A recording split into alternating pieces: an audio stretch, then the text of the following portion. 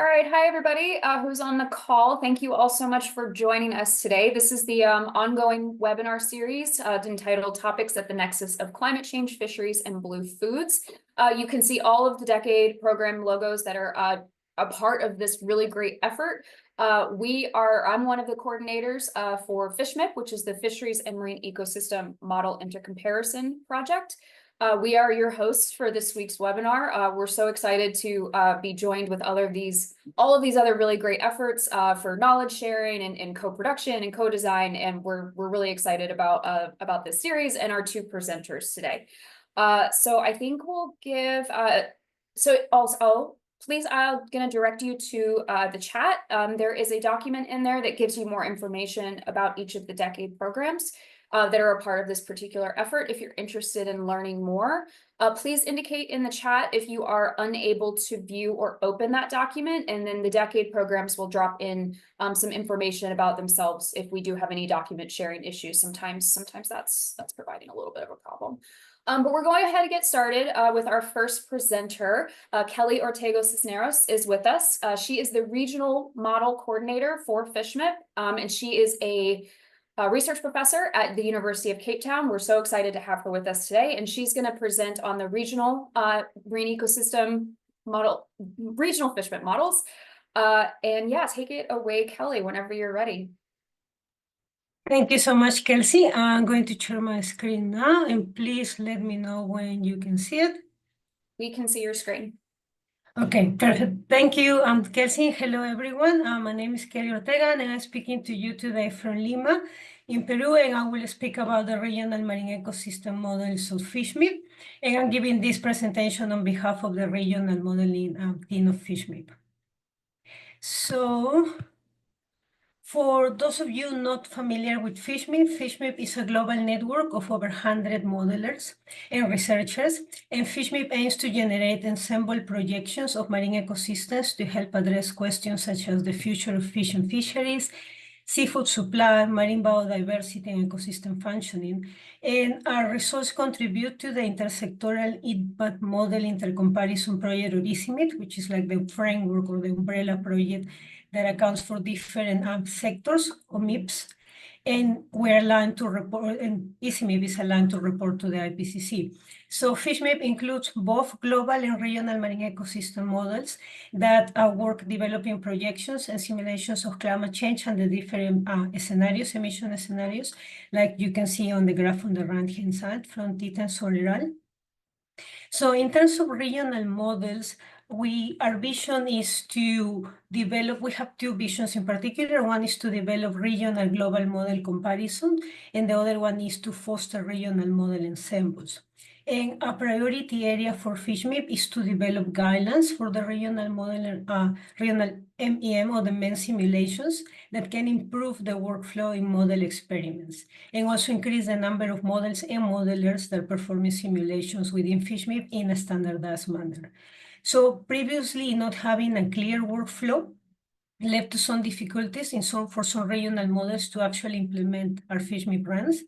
So the aim of this presentation and the work that we're going to describe today, it's to present a workflow that addresses this problem and basically translate the FishMIP protocol into a series of practical steps for modeling groups to facilitate and enable a comparative analysis of main outputs across a wide range of regions.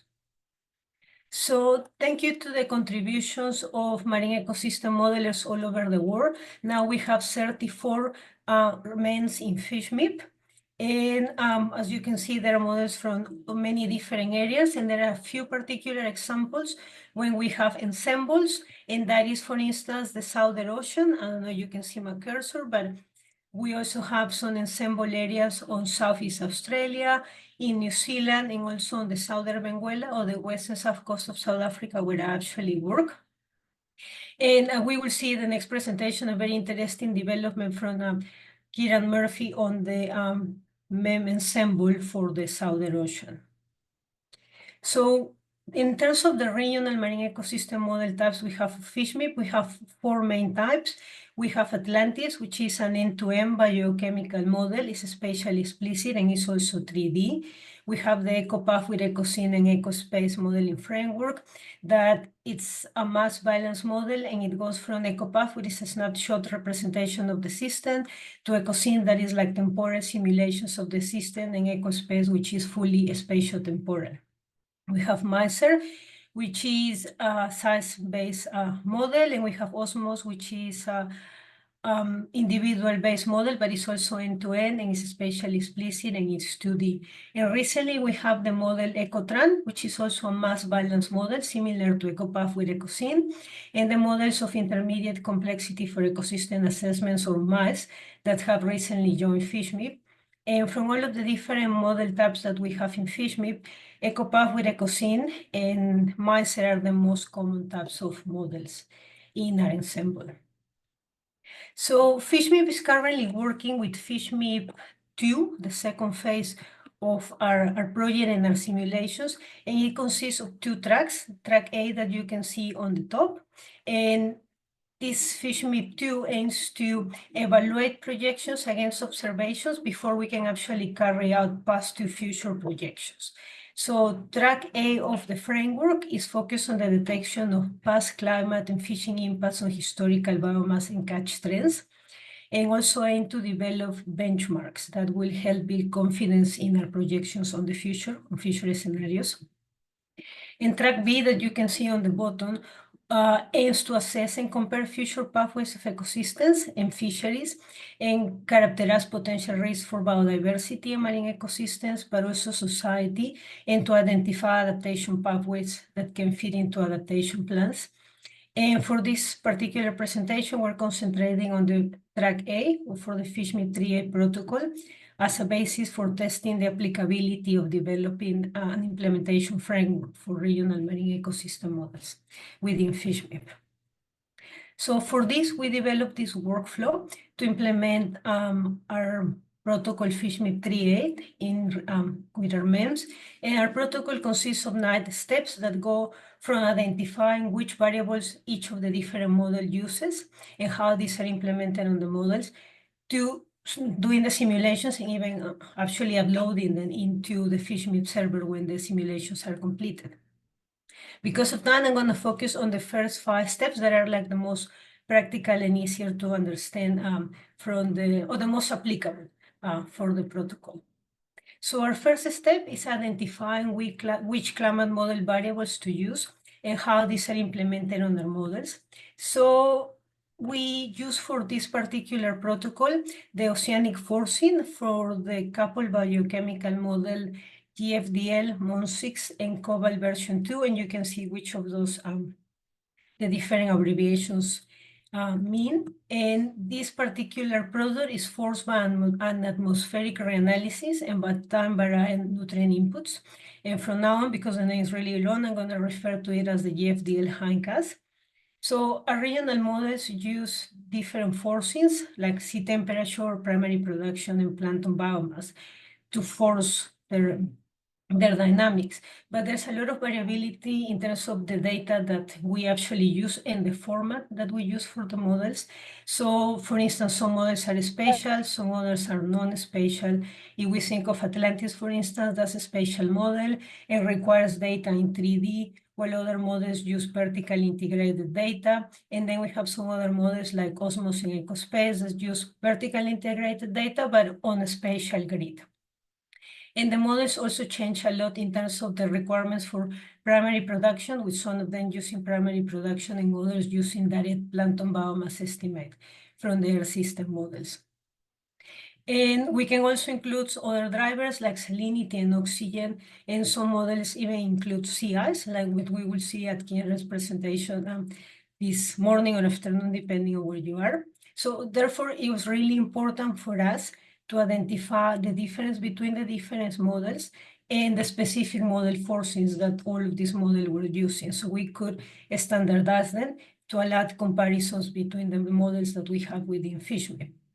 So we decided to use 3 common forcings, which are temperature, phytoplankton biomass, and primary productivity for all the models, and try to harmonize our simulations to minimize uncertainty. So our next step is step 2, which is to provide a shapefile of the model domain and complete model templates. So this step allowed us to standardize the structure of climate forces across all of the different models participating in FishMIP. And we extracted all of the 37 variables that were available from GFDL, the GFDL dataset, for all of the different models. And for this, FishMIP developed a number of Python scripts that allowed to do the data extraction, and all of those scripts and tools are available at the FishMIP GitHub repository if anyone is interested in accessing them. And then we also develop some model templates when we request a number of different information about the model setup for each of the different models, how the models use the different climate forces to force the data, what specific process they force on their models, and how they perform calibration. So our next step, step number 3, was to visualize and extract input variables to see if bias correction was needed. And for this, a really exciting and I think fantastic development is the Regional Climate Forcing Data Explorer. You can see a screenshot of the Data Explorer in this slide. So this is a very useful tool and is very flexible. So for instance, we have the instructions here in a drop-down menu where you can select the model area. For instance, in this case, for this map, we have the southern Benguela, and we pick sea surface temperature, but any of the other 36 variables available from GFDL are also can be represented and are available from the Shiny app. We have at the moment, I think, 2 different dev layers that we can visualize on the app. And this provides you 2 different outputs. What you can see on your right-hand side, the climatological mean from 1961 to 2010 for a given region, but you're also able to see time series plots of the time series, for instance, of temperature, area-weighted monthly means, and the linear temporal trend. And then you are also able to download the data for use on your model. So because some modelers observe difference between this data and the data that they use to calibrate and build their models, and using the GFDL data cause issues with some species, for instance, collapsing during the past simulations, we realized that it was because the temperature from GFDL was in many more cases was much warmer than the actual observations, and that was pushing species outside their thermal preferences, causing these collapses. We decided that it was necessary to perform bias correction for the different models participating in FishMIP. And the bias correction topic created or generated a lot of conversation and discussions on how best to do this. So it's one of the topics of real interest and a priority area for us at the moment. But after several discussions, we decided to use for this particular protocol the World Ocean Atlas 2023 data and use the Delta method to do the bias correction because it's much simpler, but it's also effective and applicable. And for plankton biomass and primary productivity, we have used different approaches. And for this protocol in particular, we asked modelers to provide us with all of the forcing data together with their simulation outputs so we could evaluate and determine if it's climate or fishing causing to allow the detection of past changes in the model simulations. So our next step was to see if that the model, if it's spatial, determine if further downscaling is needed. And so far, this step has only been necessary for the Osmos model participating in FishMIP, and specifically the Osmos model for the Northern Humboldt. So for this particular model application, Oliveros Ramos developed and evaluated 19 different statistical downscaling models and found that the model performance changes across region and that the best model to select when performing statistical downscaling changes from different regions because he applied this exercise to the Northern Humboldt and as in the Bay of Biscay, if my memory doesn't fail. And here on the right-hand side, we can see the diagram with the approach that they follow to perform the statistical downscaling for those 2 regions. And all of these models are available from a package that was developed by Oliveros Ramos. and it's called the Gridded Time Series Analysis R package and can be found on this GitHub repository. The statistical downscaling is quite a complex topic, and we are still discussing at the moment in FishMIP which specific method or approach we're going to use to perform this if it's necessary in the future, and it has not been yet standardized as part of our current protocol. So our next step is step 5, which is to match and extract fishing effort for the different model regions. And for this particular protocol, for the 3A, we use a standardized global effort time series. Was made available to FishMIP, to all of the FishMIP modelers, both global and regional. And this global fishing effort was derived from Rousseau et al. 2024. It consists of 16 years of fleets and a total of 29 functional groups. And catch data was also provided for calibration purposes from Watson and T 2018. Since most regional models include groups at the species level, we have to make some assumptions on how to split this global effort data by fleet and catch to account, which is available at the taxonomic or functional group level. Sorry. We needed to make some decisions to be able to see how we were going to apply it to the regional models that are like more refined or taxonomically resolved than what it was available on the global effort data. So we have to make some decisions, and here in this graph, for instance, we can see the temporal trends for 3 species included in the master model for the Baltic Sea, and these are derived from the historical and reconstructed effort fishing data.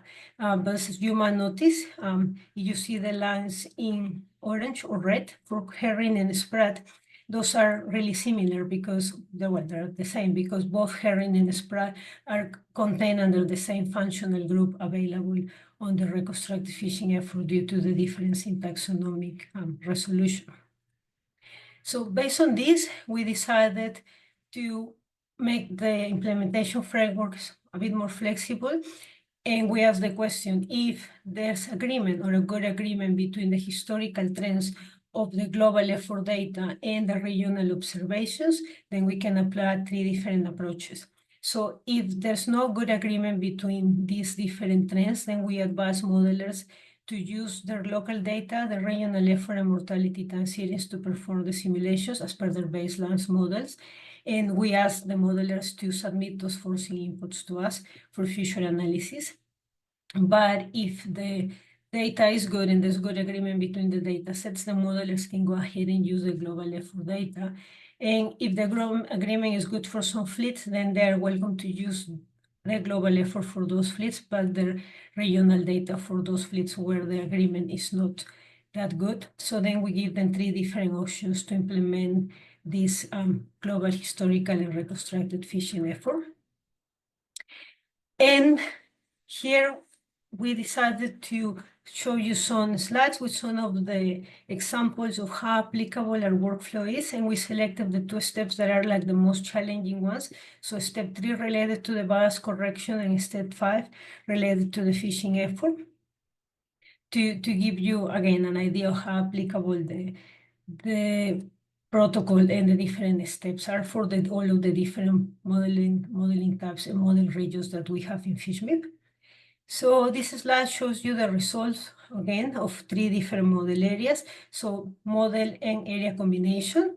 And on the left-hand side, you can see the panels with the climatological means of sea temperature from 1961 to 2010 for 3 study areas obtained from our Chinese app. And on the right-hand side, you can see time series of bias corrected temperature in black compared to the GFDL handcuffs in light blue. So for the Baltic master model, we can see that the sea surface temperature, which is the model input they use in this particular model, and it's average here for the whole model domain. The difference between these 2 data sets is small, and it was around 0.55.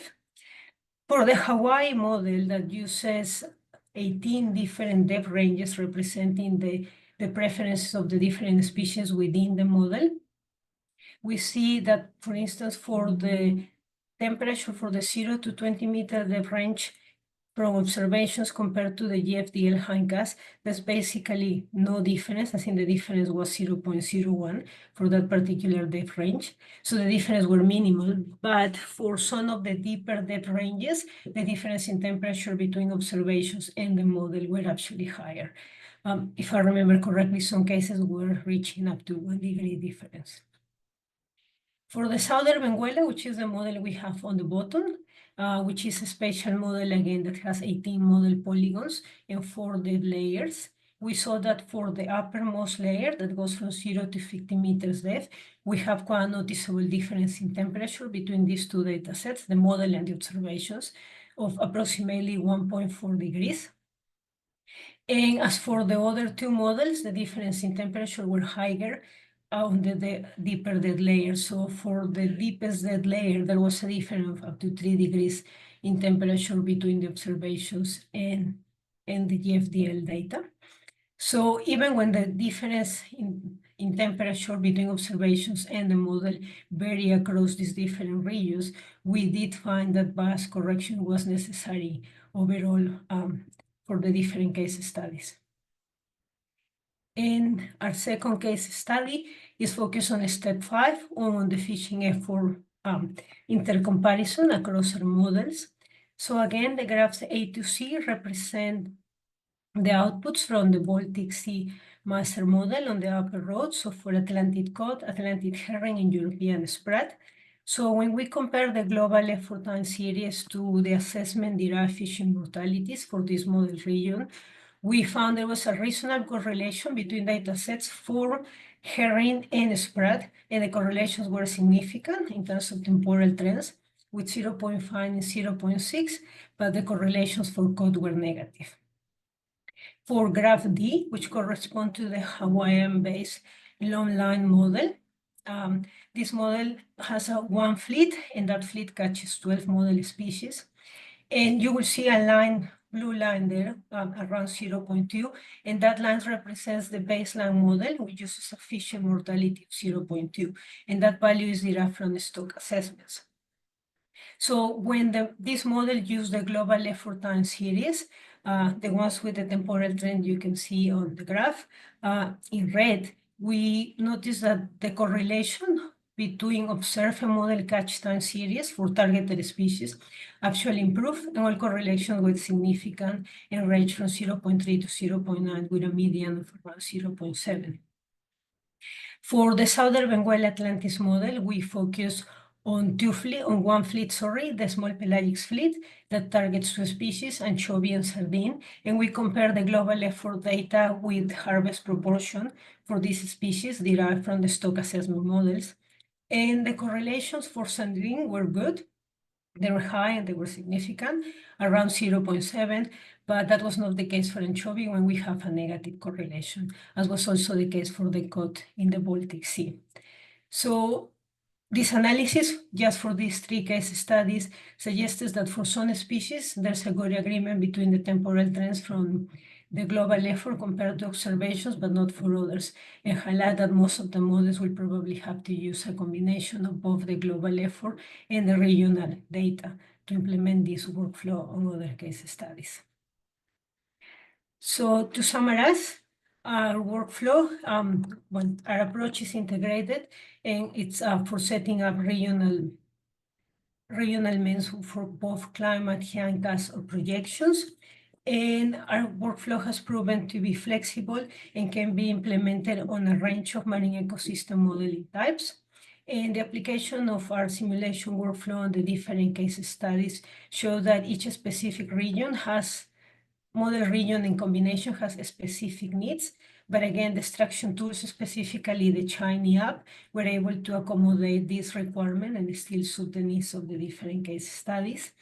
And an area that requires further attention for a particular work is the use of a harmonized downscaling approach.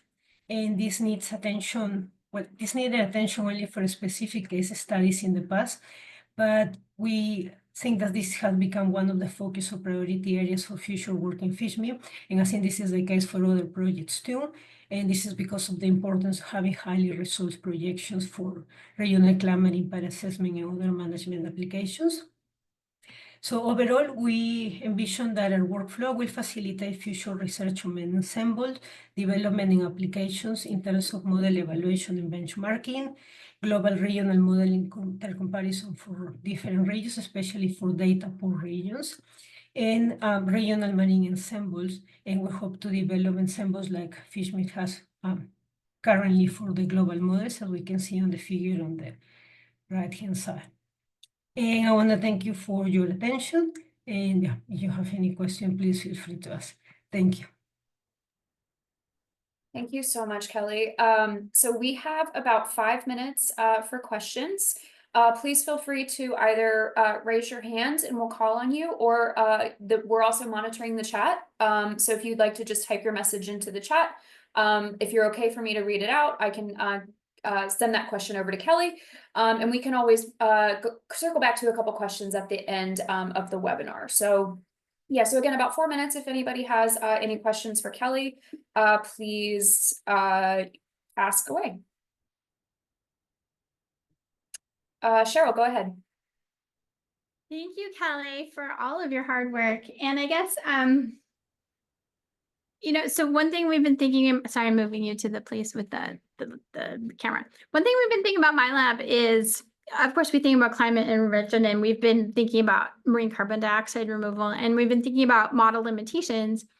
And so one of the questions is, are these marine ecosystems models ready to do impact studies for weird things like CDR, marine CDR, where you're messing with the chemistry? And then I guess more generally, like, what have you all identified as the things that these regional marine ecosystem models need to improve for climate studies? It's kind of a big question. Sorry, maybe a 20-minute question. Yeah. Cheryl style. So thanks, Cheryl. So I think some of the things that we will need to improve will be, for instance, the representation of like the thermal preferences or the environmental preferences for the different species within the models. There are data for some species, but the model, like that ecological representation is still quite coarse on the models. So that needs improvement. And I think one area that will improve this on the future will be, for instance, looking at species distribution model in combination with our marine ecosystem model, so we can improve that representation on the models. Another area that is the bias correction. As you know, that's been a really topical topic for us, and I think like having a better representation of those oceanographic and biochemical processes to force the model is an area that is a big priority. And your question about if the models are ready to test experiments like the CDR removal, that's a hard question. Not sure how we could represent that on the models, but I mean, I think like if we narrow down the whole process into like specific like pressures or how they affect a specific biological process on the model, we could find a way to represent those on the models. I cannot think on the top of my head how, but I think that there could be a way that we could try to do that, and I think it will be a very interesting way to do it. I don't think it's been done before, but so yeah, that's for the question. Gracias. Thank you, Kelly. You're going to get an email from us really, really soon. So that was a really nice setup for that. Yeah, Kelly, really quick, before we go to the next presenter, Anne Hollow just has a question in the chat. Can you explain the standard used to conclude that the fit to the historical fishing effort was quote unquote good? Can you just elaborate a little bit more on that? Yes, so at the moment we're like looking at only temporal correlations, and we're hoping that if the correlation is higher than 0.6, then we could use that temporal trend to force the models with the data from the global fishing effort. Something that I didn't mention and I should have was that we have developed a specific guidelines, like step-by-step guidelines on how to use the global fishing effort And for our specific regional models, I didn't touch that because there was a presentation would have been too long, but those specific steps are listed on our publication about this protocol that is under review, and we detail the steps on how to get from the global to the regional models. But as I was saying, we use a combination of both in most cases because the global fishing effort was still mostly very coarse for our specific applications. If that answers the question. Wonderful. Thanks, Kelly. Kelly, if you could just keep an eye on the chat for the rest of the webinar, and if any other questions trickle in. So Claire, if I could ask you to, so our next presenter, Dr. Kieran Murphy, is based at the Australian Centre for Excellence in Antarctic Science, which is at the University of Tasmania. It is incredibly early there. I think it's like 6:30 in the morning. So Kieran actually recorded a presentation and he has sent it to us, and we are hoping that he is going to be able to hop on at the end to address any questions. So this is Kieran's presentation. Claire, whenever you're ready, we can hit play. Hopefully it'll. Hi, everyone. So my name is Kieran Murphy. I am a postdoc researcher at the Institute for Marine and Antarctic Studies, which is based at the University of Tasmania, and I'm affiliated with the Australian Centre for Excellence in Antarctic Science. So I'd just like to thank the FishSCORE organizers for the invitation to present today. It's really exciting, especially to be following after Kelly's great presentation of the amazing work that she's been leading with the regional ecosystem modeling for FishMIP. And also thanks to Claire Angeline for her patience, because I've just got my voice back from having COVID for the last week. So please do bear with me if I'm a bit croaky at any stage throughout this. So I'd also just like to begin by acknowledging and paying my respects to the Muinina people of Nipaluna country, that's Hobart. I would like to pay my respects to their elders past and present, and also to more broadly to the Tasmanian Indigenous people of Lushawitta, who are the traditional owners and custodians of the land that I'm presenting to you from today. And just before I dig in, so I'm a quantitative marine ecologist, and I work on marine ecosystem models currently in East Antarctica. And I just want to share with you today kind of where we're at developing a slightly bigger project, trying to bring together a whole bunch of different marine ecosystem models for the Southern Ocean as part of this ensemble, which we call SOMIM. And there's a huge list of names there, which I just have to say off the bat, thank you so much for all the huge effort from all of these different people. Because without them, and also people like Kelly and the FishMIP organization in general, this work wouldn't really have been possible. Okay, so just a little brief overview of the Southern Ocean ecosystems in general. So apart from being just breathtakingly beautiful, stunning places full of amazing animals, they have a really profound value for us as humans. So sort of a really mind-blowing kind of recent value that they have is in tourism, which I find kind of staggering that tourism in Antarctica is now a really big thing we need to be thinking about. But also the reason that people love to go down there is for the kind of iconic animals that are there. So a huge proportion of the globe's penguin, seal, and whale species are all found in the Southern Ocean. Apart from those kind of iconic species, there's also huge value in some of the fisheries. So things like toothfish are an amazingly high value fishery. But also in terms of the smaller organisms, so the very iconic Antarctic krill has massive potential. So it's currently fished, but also future plans to potentially extract more krill biomass to aid global food security is definitely on the agenda. And maybe the biggest of all is the role that the Southern Ocean has in terms of climate regulation of the Earth system. So in terms of the ocean's contribution to global anthropogenic carbon uptake, the Southern Ocean has a really big role to play. But also beyond its actual kind of geographic constraints, the Southern Ocean is really connected globally to all the other ocean basins through physical, biogeochemical, and ecological processes. So it really is highly connected and really very important and valuable. In terms of putting a number on that value, there was recent work by Stokel et al., which they conservatively put the value on these ecosystem services that I've been talking about. So Earth system function, fisheries, and tourism, they value it conservatively at $180 billion US. So it is of huge importance.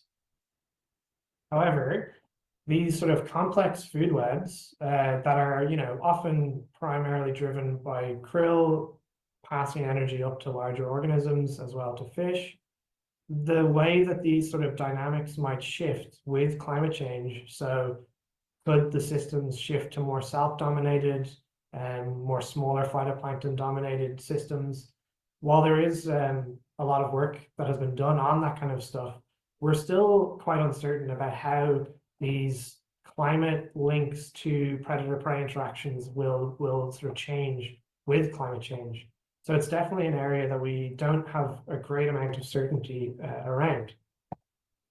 And maybe to go one step further, in the recent marine ecosystem assessment for the Southern Ocean, which was summarized for policymakers by Andrew Constable and a whole other bunch of researchers, they actually pointed out that there's still a major gap remaining in terms of connecting ecosystem models with Earth system models.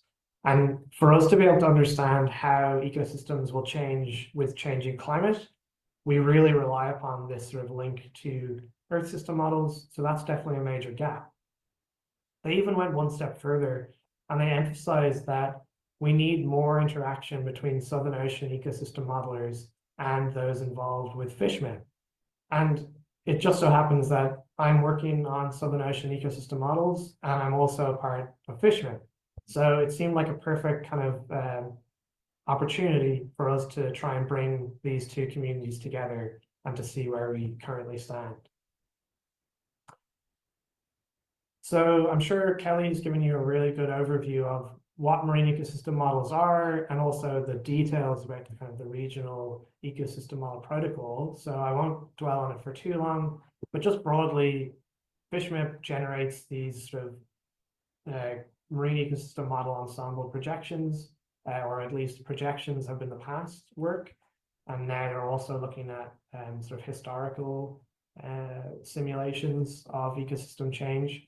And they do this to try and understand how ecosystem function, biodiversity, and then things like fish and fisheries will change in the future.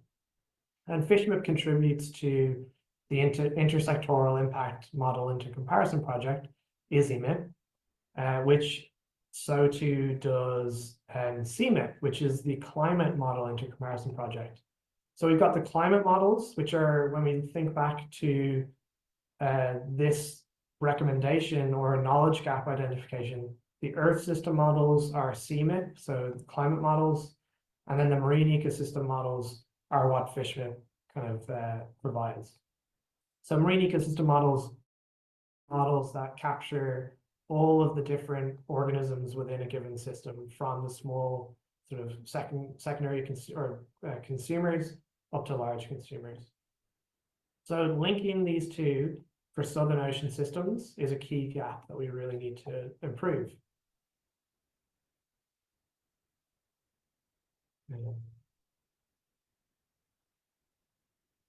Okay, so just very briefly, FishMIP has been around for over a decade now, and the first work led by Heike Lotz, published in 2019, showed animal biomass projections. So this is the global mean projected change under low and high emission scenarios.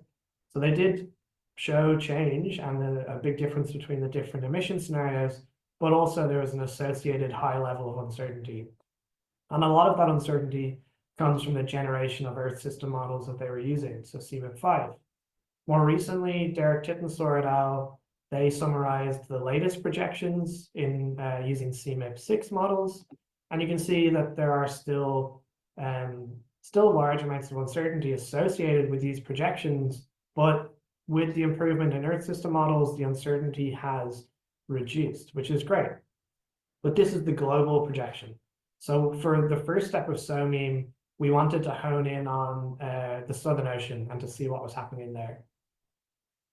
So what we did was we took the global projections. For this scenario that I'm showing you here, we're looking at the high emission scenario.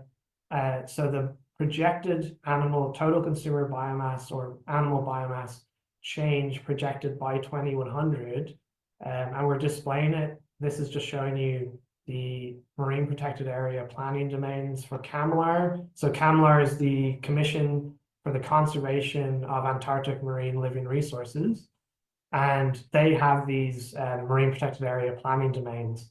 And we wanted to just present the current global model ensemble projections for the Southern Ocean through a kind of a policy relevant framework. So CAMLAR are the main organization that manage marine protected areas and fishing in the Southern Ocean. So we just wanted to show what that change looks like from the current projections from the global model ensemble from FishMIP, what it looks like in the Southern Ocean. So the main things that I want to show you here are that spatially, there's a lot of difference or variability in the projected change. So some areas, particularly around the coast, have projected increases in biomass. Ecosystems were getting projected decreases in biomass. Within each of the regions, there's a lot of spatial variation as well. So if we look at the mean value projected across each of these regions, for the Weddell Sea, which is this one here, there's actually a mean projected increase in biomass, but the spatial variation in that projection is quite large. That's the box plot and whiskers, but also the grayscale infill here shows that there's a high level of intermodal uncertainty as well.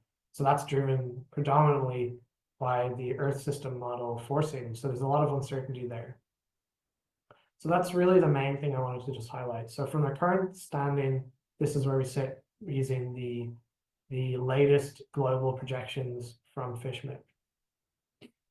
So there's a lot of uncertainty associated with these projections, and that's why FishMIP has developed FishMIP 2.0. So led by Julia Blanchard, who is the current coordinator of FishMIP, who's also based at UTAS, and they have developed a 2-track protocol.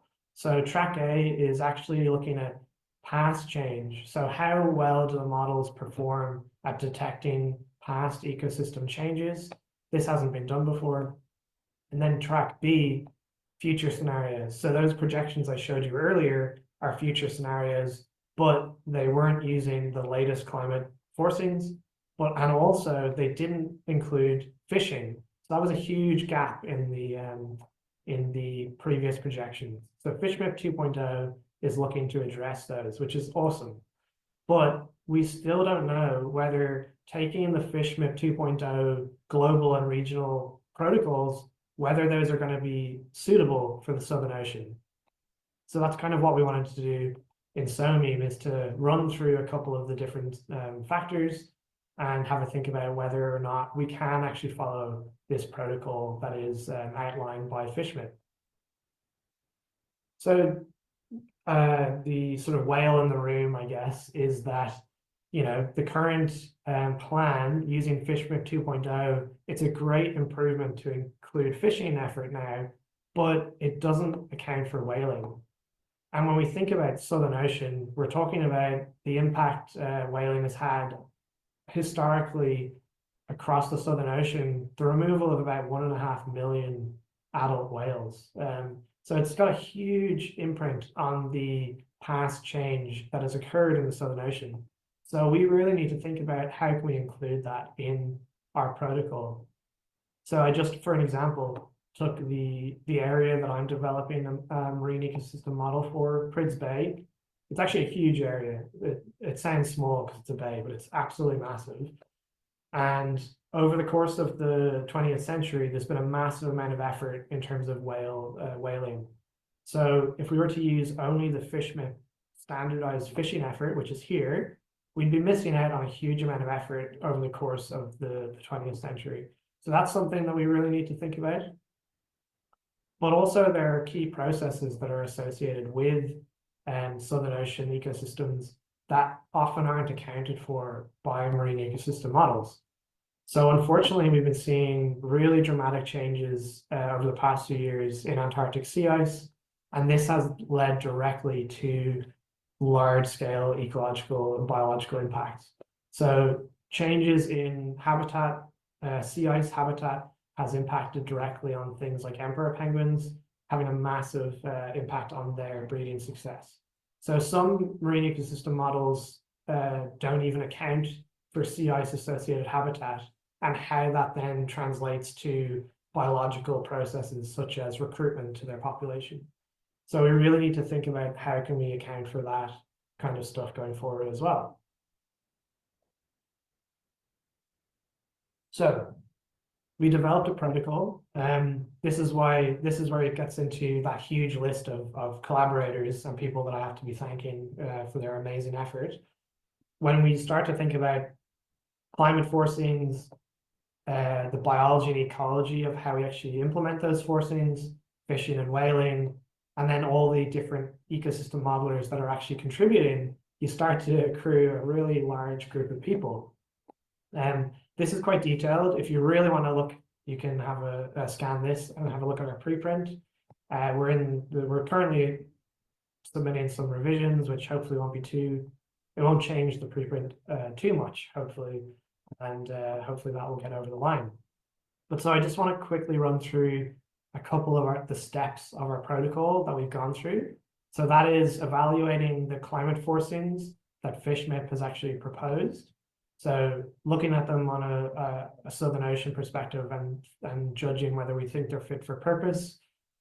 And then that's the main one. And then kind of having a little bit of an eye to the future, thinking about what we might need to consider when we think about climate projections. And then I'll just give you a run through of the marine ecosystem modelers that we actually currently have available. So what we did was we got remote sensing observations. We compared it to the FishMIP climate forcing for temperature. And then we also looked at an ensemble of CMIP 6 models. This is essentially to have just to benchmark this comparison, but also to have a think about, will some of these models be suitable for projections in the Southern Ocean? And this ensemble captures the two main models that FishMIP used for their global projections that I presented earlier. So when it came to temperature, we just essentially subtracted one from the other, and you get the difference here. So a completely white map they'd match perfectly. So temperature we've found performed pretty well and was quite good. Sea ice is also quite good. Happy to talk about that later. There is a caveat to this, but sea ice is essentially using the FishMIP climate forcing for sea ice in the Southern Ocean protocol is suitable. And then phytoplankton was not quite as good when we looked at the spatial representation of the forcing, at least in the summer. The winter is okay, is a bit better. There's a couple of caveats here. One, the observations for phytoplankton we have low levels of confidence in the observations themselves. The models also have a lot of uncertainty about key processes like how will phytoplankton respond to iron limitation, and whether the Southern Ocean will be iron limited or not is also an open question. But all of the kind of CMIP models assume that it won't be iron limited going forward. So this is kind of a key thing that adds to uncertainty. So what we really wanted to do was just assess This is a climatology of those same forcings. So looking at the long-term average season, the seasonality observed by the long-term average of these climate forcings. Temperature is pretty good. Phytoplankton, the forcings are generally capturing the seasonal sort of cycle that we would expect. It's not too bad. And sea ice, largely pretty good, except for one that we would, if we were doing this formally for projections, we would probably get rid of those outliers. These Taylor diagrams, essentially the closer all the dots are together, the better. So temperature pretty good. Phytoplankton, there is bias, but they're not terrible compared to the observations. And sea ice, they're actually mostly pretty good, except for one outlier. So that's where we are in that. I'll just briefly run through. We have a range of different marine ecosystem models represented by ecopath models, which often are species-specific, and MISR models for the East Antarctic region. They are size structure food web models. We also have a model of intermediate complexity, which is circumpolar, as well as a range of other different models. There is an East Antarctic bias here, and that's because it's an area of interest for Australia. So what we wanted for this round were researchers who had a model ready to go and could perform simulations, or had a model that they're willing to update and develop so that it can run the simulations. But we are definitely open to including more people and would love greater contribution, particularly for West Antarctic. And this is just to highlight that there are published models, especially for the West Antarctic region. So we're working on techniques to sort of bring in that broader suite of models more easily, so that perhaps one modeler can actually run a bunch of different models. Okay, so just to finish up, yes, we're looking for more involvement. So if you know of anyone or you are working on modeling in this region, I'd love to talk to you. We need to do essentially the same kind of benchmarking of climate forcings for projections, and we're obviously working closely with FishMIP and relying heavily on FishMIP more broadly to guide us about what the best climate models for projections might be. And then also the big thing is that once we actually even run model simulations, we'll need to carry out ecosystem assessments to make these useful and valuable contributions. And a huge thank you predominantly to the FishMIP organization, to all of the regional modelers, and to all the co-authors on this work. And just in case anyone's interested, we're hoping to hold a workshop. So one of the main ways that we're hoping to improve collaboration and communication going forward is online and in-person workshops to really discuss these kind of nuances around things like how we'll actually conduct ecosystem assessment. Okay, I'm a little bit over time, so thank you so much for listening, and hopefully I have come online to answer some questions. So cheers. Thank you so much. Awesome. I think Kieran is with us online. So thank you so much, Kieran. I know it's so early for you, so thank you so much for joining. So we will take some questions for Kieran. If you have any, feel free to raise your hand, or again, just drop that question in the chat. While we're waiting, just to reiterate kind of what Kieran said, if you go to fishmip.org, there is a link that says join us, and you don't have to be a modeler, obviously. Like Kieran said, we're more than happy to have you. If you have a model, that would be great. But if you don't have to be, so you can just fill out the form that's going to be on that website, and your information will go to the coordinators, and then we can make sure that if you have a question about the Southern Ocean, or if you have a question for Kelly, we can make sure that your question or query gets to the correct person. So we do have that set up on the website if anyone is interested in learning more about us or for joining this great effort. So yeah, we have about 5 more minutes. So if anyone has a question for Kieran, please make yourself known either by raising hands or typing a question into the chat. That would be great.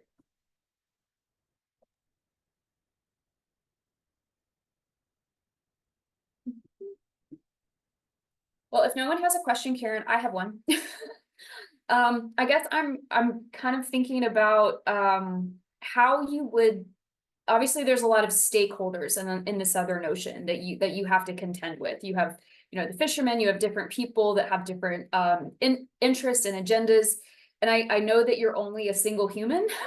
So trying to co-design with stakeholders or trying to communicate with stakeholders may not be, something that you potentially have the bandwidth for by now, but have you thought about any of that? Like kind of trying to get, or how you would communicate some of this research to people who have an interest in the Southern Ocean ecosystem and the changes and the future projections that you're talking about? Yeah, thanks, Kelsey. It's a great question. I think the first step has really been about gathering the scientific community more so trying to get consensus on that front and trying to keep communication channels with CAMLAR open as much as possible, given that they're kind of so involved in the other kind of realm of stakeholders in terms of the sort of geopolitical realm and the potential implementations of fishery management as a result of any potential findings that they might use from our work. I think it's a great next step, though. I think we don't maybe have as much, I don't have as much experience as people maybe that work in the Arctic in terms of direct stakeholder engagement. So I'd love to lean on other people's advice to think about strategies that might be best placed to do that. Yeah.